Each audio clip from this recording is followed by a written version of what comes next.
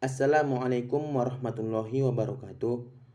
Alhamdulillahirabbil alamin wassalatu wassalamu ala asrafil anbiya'i wal mursalin wa ala alihi wa sahbihi ajmain.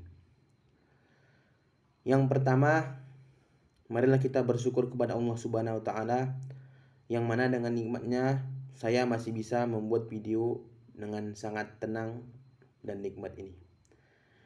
Dan tak lupa pula salat bertanggaikan salam kehadirat Nabi besar Muhammad Sallallahu Alaihi Wasallam.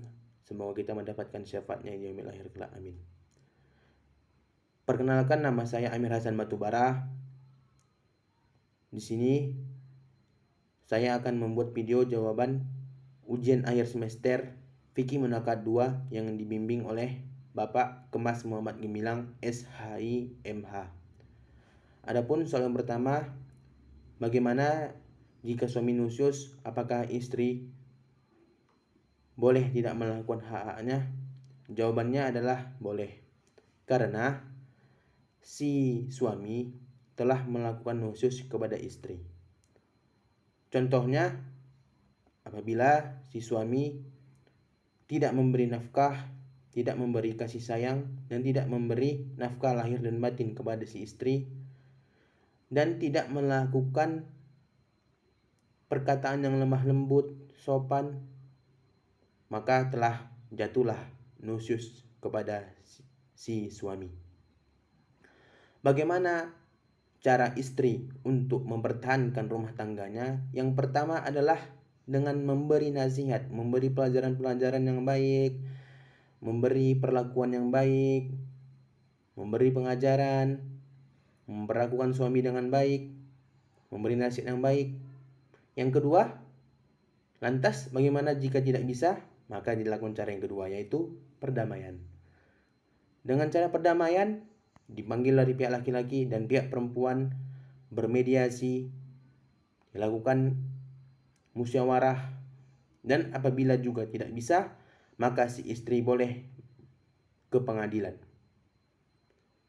Dan adapun dasar hukumnya ada dalam surah An-Nisa ayat 128 yang berbunyi, wa ini imra'atun khafat min ba'liha nusyuzan aw i'radan fala junaha 'alaihima ay yusliha bainahuma sulha was-sulhu khair wa uhdiratil anfusus syuh wa in tuhsinu wa tattaqu fa innallaha kana bima ta'maluna khabir. Selanjutnya pertanyaan yang kedua, yaitu bagaimana konsekuensi talak jika suami mentalak istrinya? Konsekuensinya adalah perlu kita ketahui, talak adalah putusnya hubungan antara suami dan istri dengan ikatan yang sah sesuai dengan syariat Islam. Talak ada 3, talak 1, talak 2, talak 3. Dan talak terbagi 2. Ada talak rajai dan ada talak bain. Talak rajai adalah talak yang dijatuhkan oleh suami kepada istrinya yang telah dicampurinya, yang dalam masa iddah bekas suami berhak merujuk istrinya. Yang mana jika ingin rujuk, maka harus datangkan saksi di saat melakukan rujuk agar kuat kekuatan hukumnya.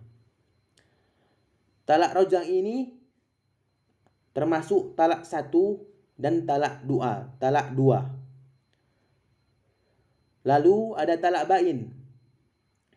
Talak bain terbagi 2. Ada talak bain sugro dan ada talak bain kubro.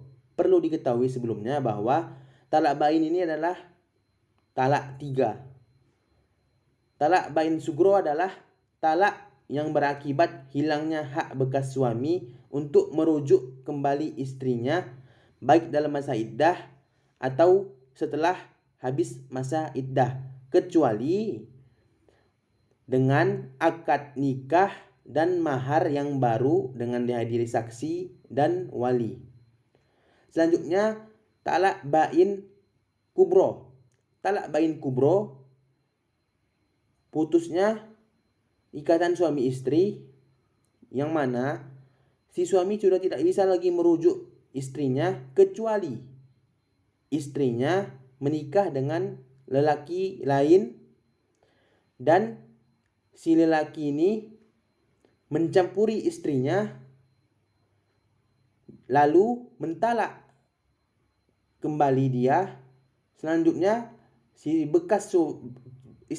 suami yang pertama tadi kembali merujuk istrinya dengan akad nikah dan mahar yang baru dihadiri oleh saksi dan wali. Selanjutnya adalah khulu. Khulu adalah talak yang dijatuhkan sebab keinginan dan desakan dari pihak istri. Hal semacam ini disyariatkan dengan jalan khulu, yakni pihak istri menyanggupi membayar seharga kesepakatan antara dirinya dan suami. Khulu harus terjadi kesepakatan antara kedua belah pihak, suami maupun istri, dengan nominal tebusan.